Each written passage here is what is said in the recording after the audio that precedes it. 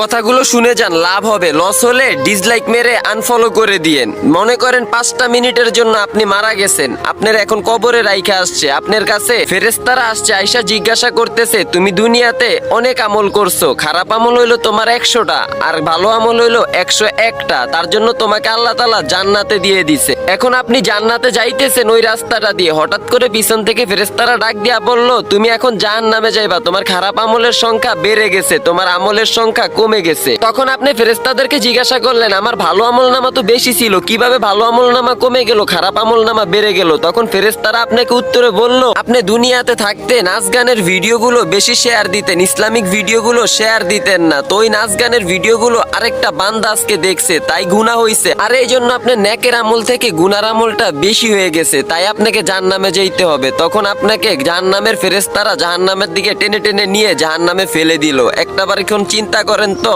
আপনি এই যে এখন ইসলামিক ভিডিওটা দেখলেন, এত শিক্ষণীয় বিষয়গুলো বললাম, তারপর ওই ভিডিওটাতে একটা লাইক না দিয়া চলে যাবেন। ভাই দুনিয়াতে এমন কিছু করেন ভিডিওর মাধ্যমেও জান্নাত পাওয়া যায়। ইসলামিক ভিডিওগুলো সাপোর্ট করেন, নাচ গানের ভিডিওগুলো সাপোর্ট করে আরেকটা মানুষকে দেখার জন্য সুযোগ করে দিয়েন না ভাই।